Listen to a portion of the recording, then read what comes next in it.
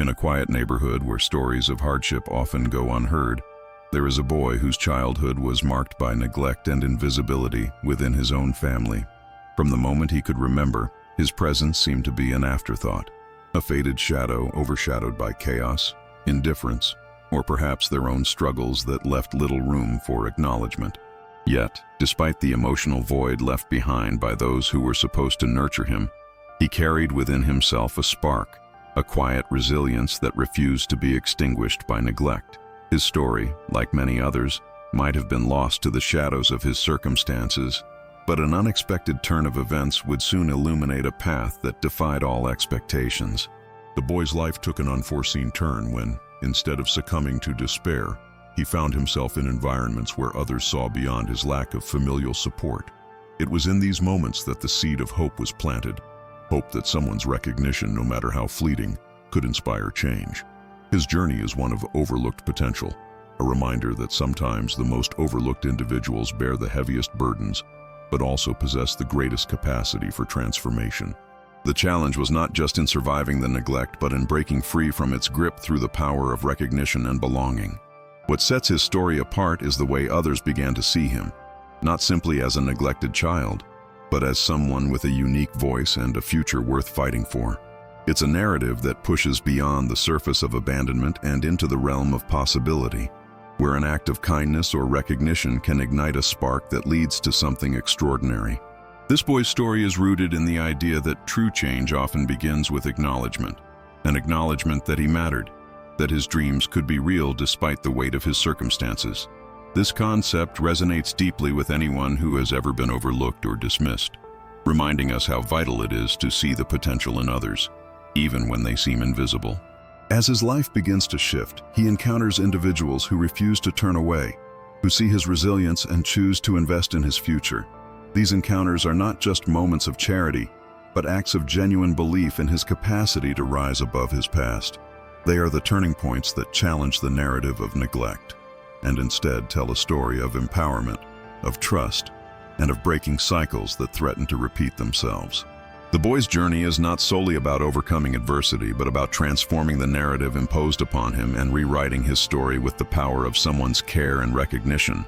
With this foundation, the story weaves a compelling tapestry of hope, resilience, and the profound impact that acknowledgement can have.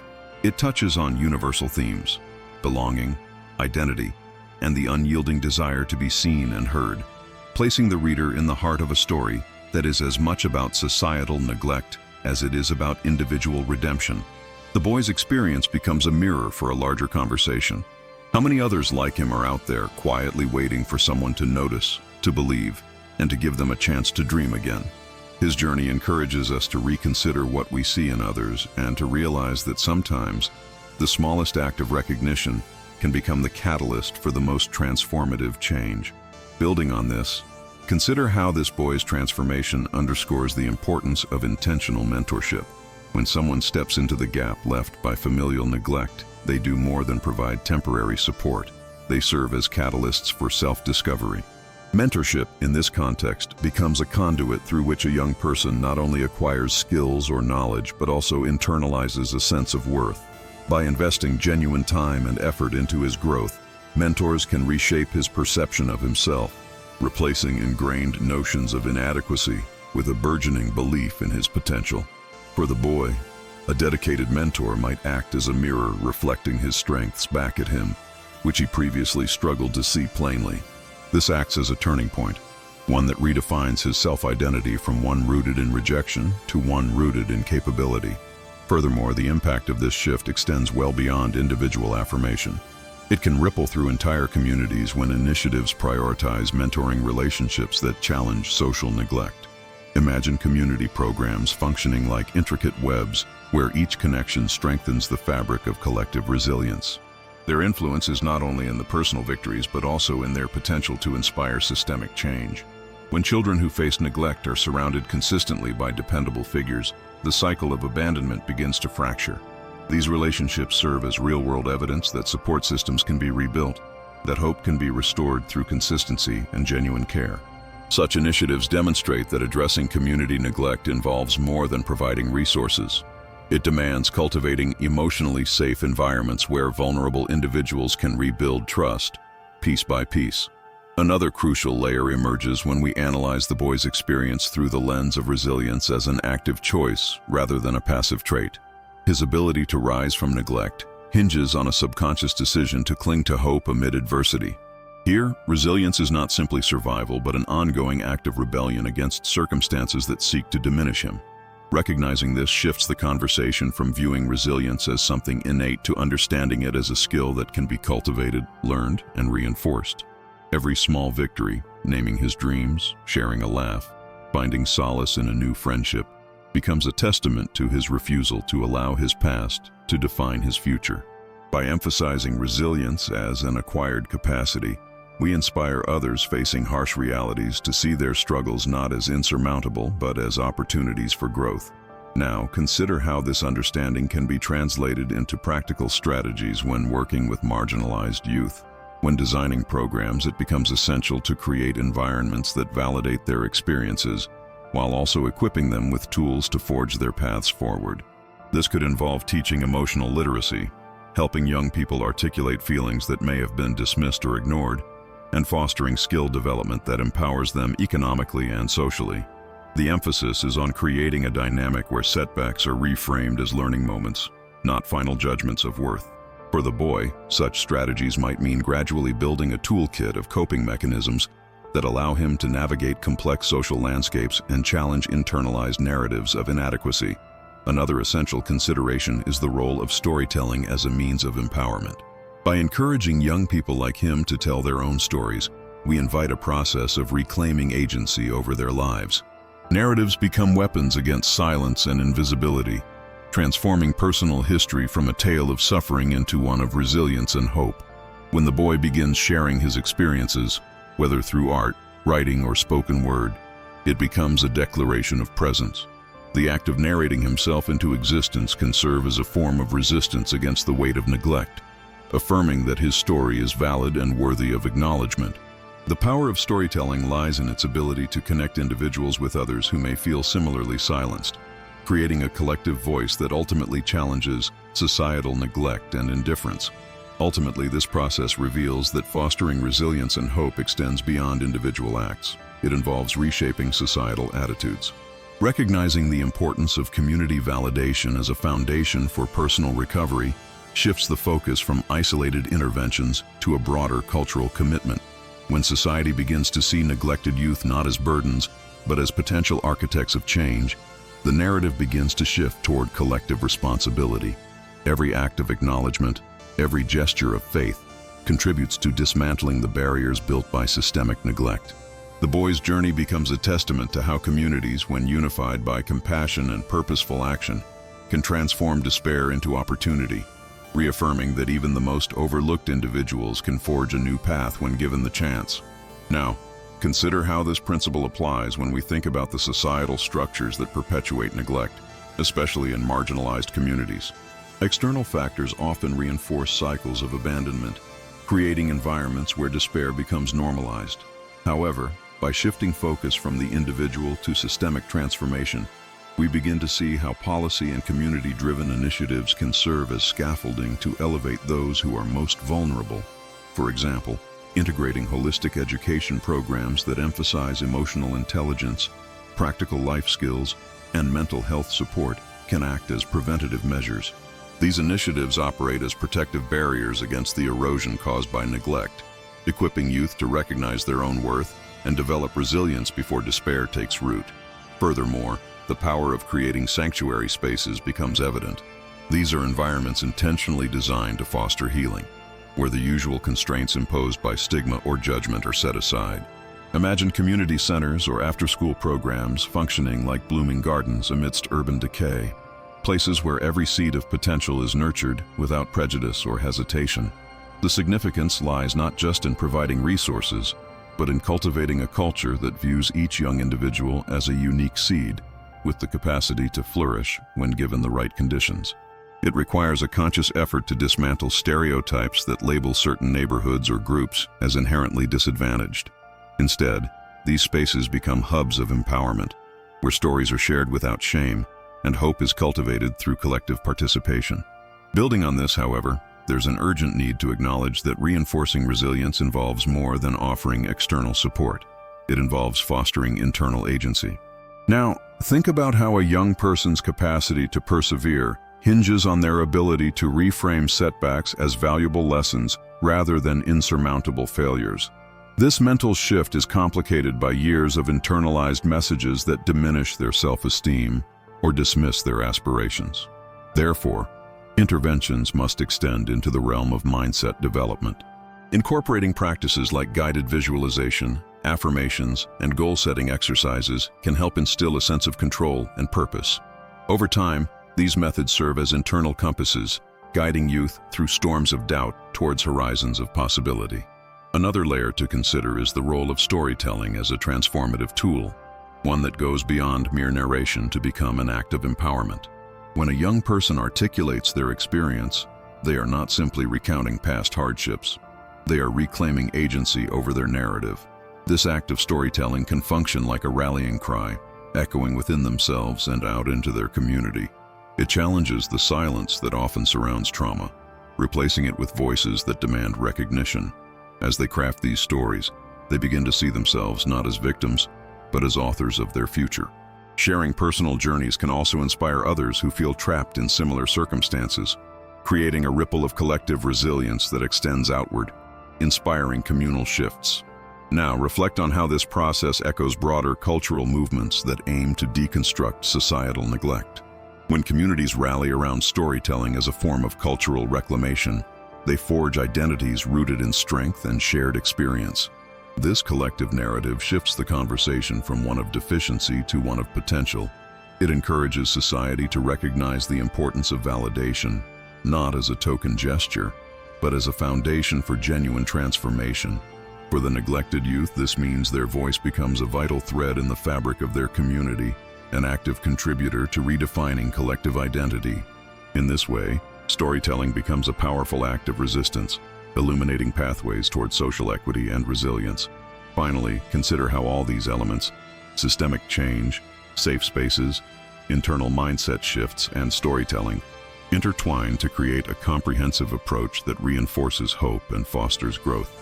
Each layer feeds into the next, forming a network of support that sustains individuals even when external conditions are challenging. When society embraces this multifaceted strategy, it transforms the landscape for those who have been left behind. It's akin to turning a desert into an oasis, where perseverance, compassion, and opportunity coalesce, offering a new beginning rooted in acknowledgement, empowerment, and unwavering belief in the inherent capacity of every young person to thrive. When exploring the intricate terrain of addressing neglect, one must recognize that healing often requires an intentional upheaval of internal narratives that have been deeply embedded over years of marginalization. Now, imagine how the act of rewriting one's story can serve as a powerful act of reclaiming identity. This process involves more than just recounting past experiences. It requires a conscious effort to detach oneself from limiting labels and to actively craft a future narrative characterized by agency and purpose. For example, guiding young individuals through exercises that encourage them to envision themselves beyond their immediate circumstances helps shift their self-perception from helplessness to possibility. Such mental rewiring acts like planting new seeds in a fertile mind, ready to grow into confidence and resilience.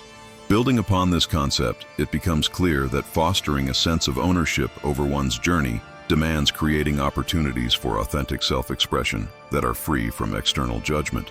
Now consider how art, music, dance, or community storytelling sessions can serve as outlets where suppressed emotions find voice. These expressive outlets act as bridges, allowing youths to process trauma while also constructing a shared language of hope.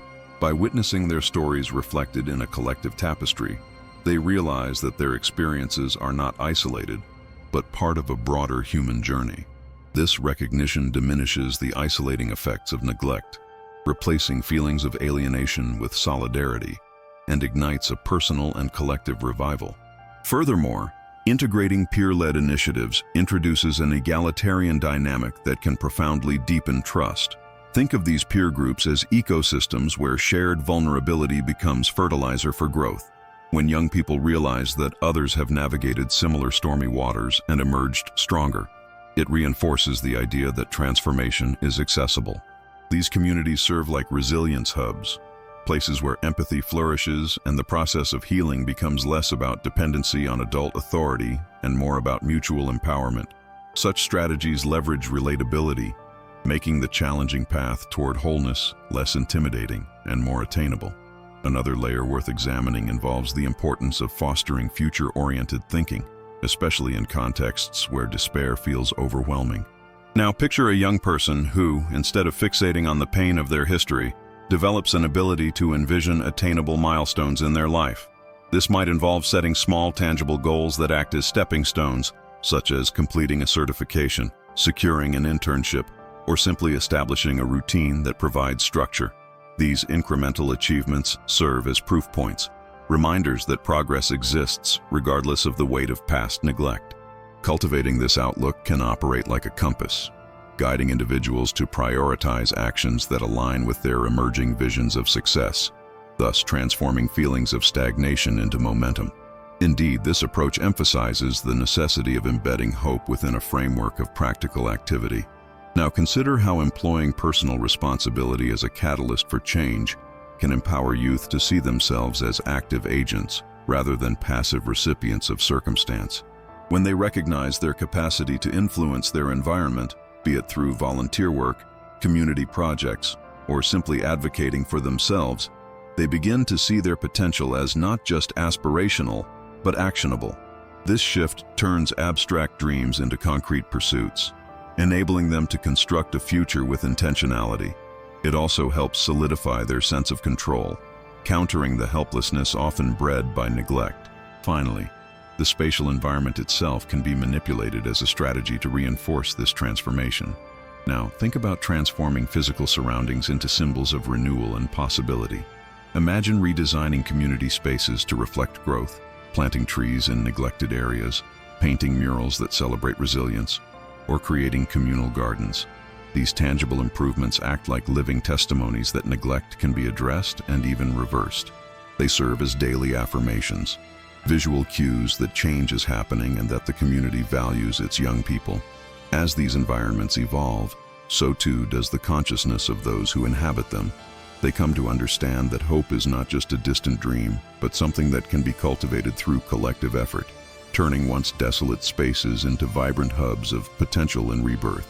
Now consider how the transformation of a physical environment acts as a catalyst for internal shifts that are often underestimated.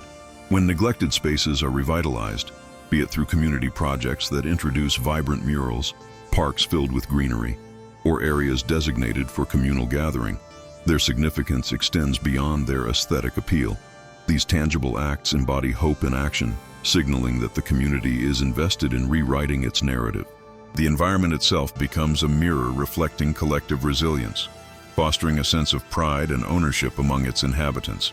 The act of restoring a dilapidated structure or planting young trees can ignite a ripple effect, encouraging individuals to view their surroundings as malleable rather than fixed, inspiring them to imagine possibilities even in the most desolate corners of their lives.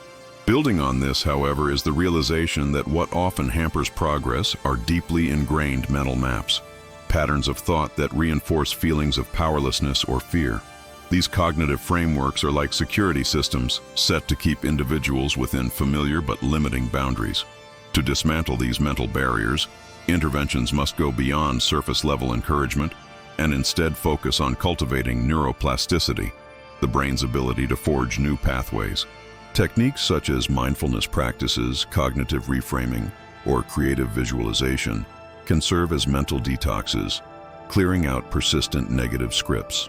For a young person haunted by dominant narratives of failure, guiding them through exercises that highlight moments of strength or instances of overcoming adversity can gradually rewire their perception of self. Over time, these mental shifts foster a confidence rooted in the understanding that change is not only possible, but within their control. Furthermore, the power of peer influence takes on an even more nuanced role when viewed through the lens of social topology. Imagine a network where individuals are nodes connected by bonds of trust and shared experience. Introducing positive peer leaders into this network, acts like inserting strong anchors in a shifting tide. They stabilize and redirect the flow of influence. These leaders become not just role models, but catalysts for social contagion, spreading attitudes of hope, perseverance, and growth. Their influence extends into day-to-day interactions, subtly shifting norms and expectations. When a peer openly discusses struggles and triumphs, it breaks the taboo around vulnerability, encouraging others to do the same. This organic spread of authenticity creates a microsphere of acceptance, gradually permeating the larger community and reinforcing that transformation is communal, not isolated. Now examine how encouraging the pursuit of mastery, rather than merely survival, can propel youth toward self-actualization. This approach involves designing activities that challenge learners just enough to stretch their capabilities without overwhelming them. For instance, implementing project-based learning that culminates in tangible results, like building a community garden or launching a small business, turns abstract aspirations into concrete achievements. These endeavors serve as proof points that effort yields progress, dismantling the misconception that hardship equates to stagnation. As young people succeed in these ventures, they internalize a new language of possibility. The process fosters an intrinsic motivation that connects effort with advancement, transforming their worldview from one driven by fear to one energized by curiosity and purpose. In addition, shifting the focus toward cultivating a sense of stewardship fosters long-term commitment to personal growth. When individuals are empowered to see themselves as custodians of their environment, whether that environment is literal or metaphorical, they develop a vested interest in its well-being. For example, involving youth in environmental conservation projects or community cleanliness initiatives instills a sense of responsibility extending beyond their immediate needs. This sense of ownership ignites a feeling of agency. Each action becomes a building block in constructing a future they can genuinely influence. Such stewardship nurtures patience and perseverance, emphasizing that progress is often organic and cumulative rather than instant. It reinforces the idea that transformation is a journey requiring consistent effort and deliberate care. Lastly, consider how storytelling as a form of active participation can serve as a bridge connecting personal history to collective wisdom. When youth craft narratives not just about their struggles, but about their aspirations and visions, they engage in a cyclical process of reflection and projection. This act of storytelling allows them to process past experiences, extract lessons, and reframe pain into strength.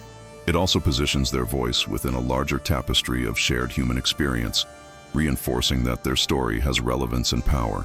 Facilitating platforms, be it community gatherings, digital spaces, or artistic exhibitions, where these stories are shared openly amplifies their reach. As these narratives circulate, they often inspire others to articulate their own, creating a mosaic of resilience that continually expands. Such collective storytelling not only affirms individual journeys, but also fortifies communal bonds, transforming isolated struggles into shared triumphs, and reminding all involved that hope is nourished through connection and shared purpose. Drawing these strands together, we see that the interplay of environment, perception, and collective consciousness functions as a complex web, each thread reinforcing the other in a continuous cycle of transformation.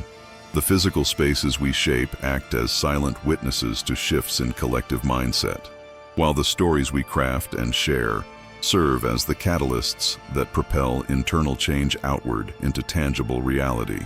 These elements, though distinct, converge to form a dynamic tapestry, each one a vital stitch that, when woven in harmony, amplifies the potential for genuine renewal.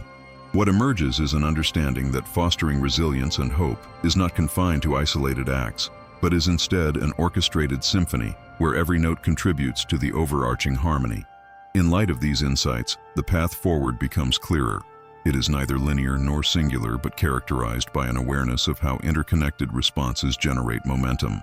Recognizing that internal shifts ripple outward to influence external environments, and vice versa, underscores the importance of cultivating a multifaceted approach, one that simultaneously nurtures mind, space, and community.